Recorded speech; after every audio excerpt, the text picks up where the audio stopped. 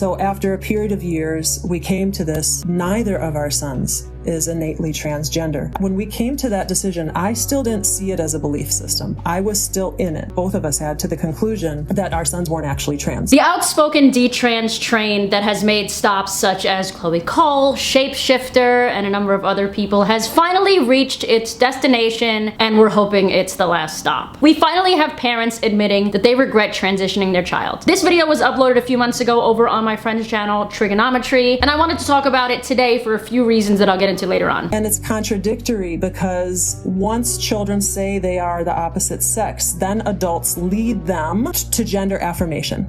Okay, to concretizing that cross-sex identity and medicalizing it.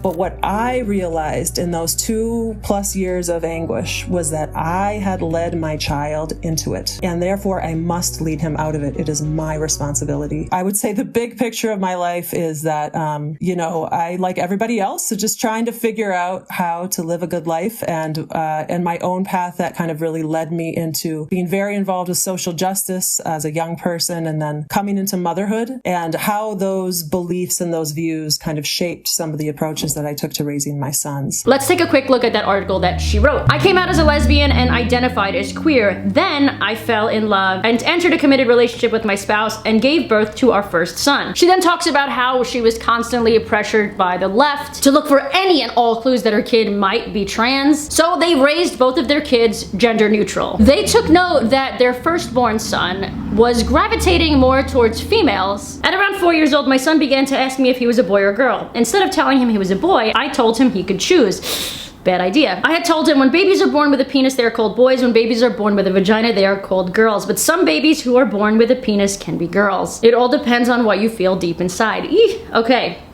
I was leading my innocent, sensitive child down a path of lies that were a direct on-ramp to psychological damage and lifelong irreversible medical intervention, all in the name of love, acceptance, and inclusion. I've said this before, and I'll say it again. Kids that are same-sex attracted or legitimately transgender, having gender dysphoria, know that they are different. We just know. We have been existing forever, and we figure it out eventually. In this day and age, earlier than most, right? There is no need to be progressive in this way anymore. Just let your kids know that they are loved, and that's it. You had 2 kids, 2 boys. The first one was quite gender non-conforming, you might say. He's probably on the autistic spectrum, a bit different, and you raised him in this gender neutral way because you believe this is in his best interest, and everything was going fine. And at some point he says he's a girl, and you have some reservations, but everyone around you is delighted for you of how brilliant you are. You're these brilliant progressive parents. Everyone's supporting you with this. And then your second boy, who is not gender non-conforming in any way, who's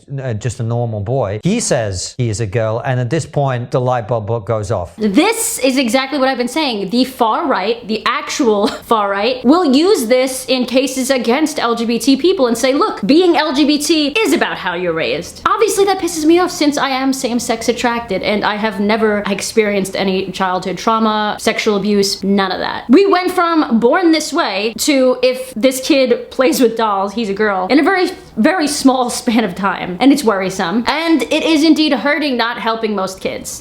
And this is some of the newest shit on this belief front, the idea that childism is a thing, like racism and ageism and sexism. Childism. You know about childism? This term hasn't trended yet, and people aren't talking about this. I think it's totally valid. Childism is the idea of, well, sexism, racism, discrimination against your sex, discrimination against your race. Well, childism is discrimination because you're a child. Like, for example, if a student were to come up to me and say, hey, Desi, I'm non-binary, can you call me they? And I told that student, oh, honey, you're way too young to know your gender identity. This would not only be transphobic, this would also be considered childism. Okay, while majority of trans people have been experiencing gender dysphoria, and it doesn't go away without treatment of some kind, mostly have reported that they knew something was different about them around the age 4 or 5 years old. They knew that something was off at that early of an age. But keep in mind that this was all before gender ideology and all this shit was the forefront of the conversation in schools and in kids' homes and on the internet and TikTok. When I was 10 years old, one of my best friends in my class brought his brother's DJ equipment to school. The next week, every single one of those kids in that class wanted to be a DJ, when none of us knew what the hell we were doing. None of us had thought about being being a DJ before, there are a ton of people who will do things like this just because it's trendy and it's new. This is how people are, especially kids, but people in general, right? So no, it is not childism to question this. Not only am I not respecting their pronouns, I would also be discriminating against them because of their age. I'm saying they are too young to know what their gender identity is. But you can do this in other ways too. If you don't respect children's opinion, which are completely valid, that's a form of childism. Well, enough credit, because it happens all the time. Kids are smarter and pay way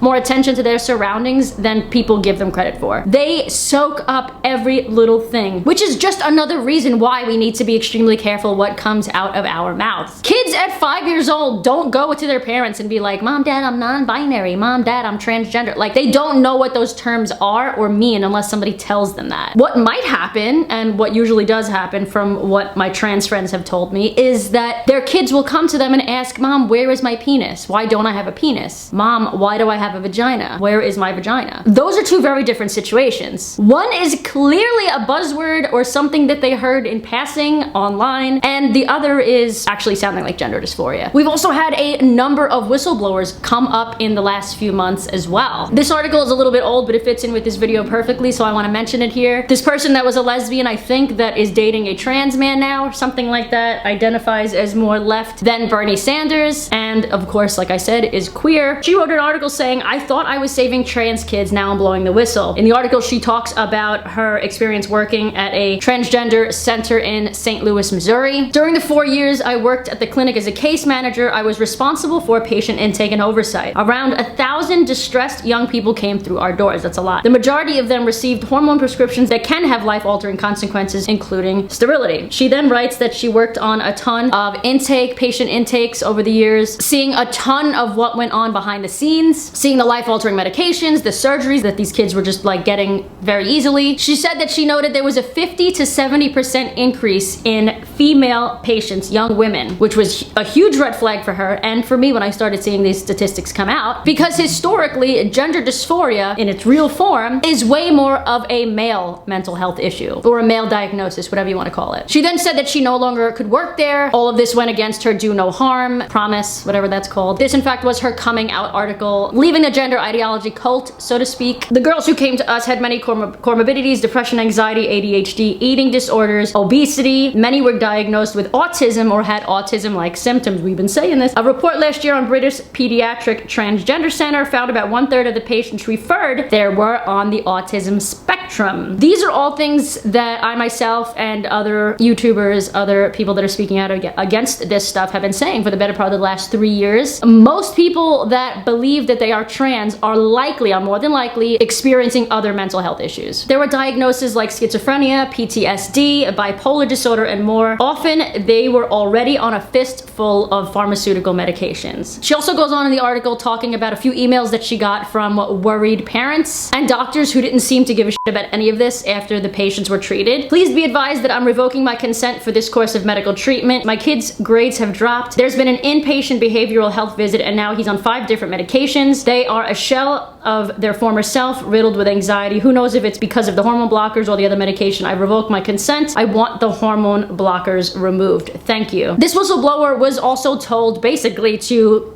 get on board or get out, which is very cult-like, isn't it? Question, isn't it called practicing medicine for this very reason? Because as we learn new information, we can change our opinions on certain issues. These doctors don't seem to be doing that. Sadly, when you look at these new whistleblowers that are coming out, this new trend of people that are coming out saying, you know, they're all kind of saying the same thing. We thought we were helping. I do believe that's true. I do think the majority of people in this situation, in this debate, do believe that they're on the right side, right? Even though they're on the left side in that way. But they believe they're on the correct side. Even though the truth is slowly coming to fruition, I will continue to create videos like this one to prevent as many kids as possible from making these mistakes. Most of those kids are young women, and most of those young women are probably bisexual or lesbian. And that's why I continue talking about it. Not because I'm obsessed with trans people as the far left would have liked you to believe. I've said it before and I will say it again, more and more people are not identifying with religion or even being one of those people, one of those types of people at some type of gathering, community gathering. And it's left a hole in many people's lives. So they're starting to look elsewhere for family, for community, for involvement, for making a difference. And that is how a cult is born, specifically the gender ideology cult. People who aren't even that deep into the conversation of this all are terribly afraid to step up, critique, say anything, and that is true trans privilege. Community is no longer geographically bound thanks to the internet. And of course, there are both good and bad things that come with this. The good thing is that a lot of these online spaces provide people with answers and feeling like they have a home, someplace to go. The bad thing is that it usually becomes an echo chamber, and it also becomes your answers for everything. Here's the truth. My friend Colin said, your sex doesn't determine who you are. It determines what you are in terms of basic sexual biology. Should we also let children decide their species? Once again, if somebody is simply same-sex attracted or has gender dysphoria, we just know. We don't need you to tell us. We don't need you to push it on us. Just allow us to exist in our own special way without pushing all this gender ideology shit. Sometimes we need to just recognize and take a step back and say to ourselves, you know what? We've made so much progress over the last 5 years. It's time to take a step back and be like, wow, we did a great job. Not much more work needs to be done in this area. But of course, people will continue to be progressive. They're gonna continue to be social justice-y and woke. And the truth is, the work that these people are doing has now become regressive and is hurting kids. And it's hurting society's perception of LGBT people as a whole. That's all I have to say this week. I know it was a bit more serious of a video, but if you enjoyed this, give it a big thumbs up and make sure to subscribe, because we are one of the only lesbian channels on YouTube, on the internet, period, that constantly critiques the LGBT woke community. Really, it's the queer community, because I can't, whatever. You know what I'm saying. Other than that, love yourselves. I'll see you guys back here on Sunday with a brand new video. Until then, keep the critique going. Bye.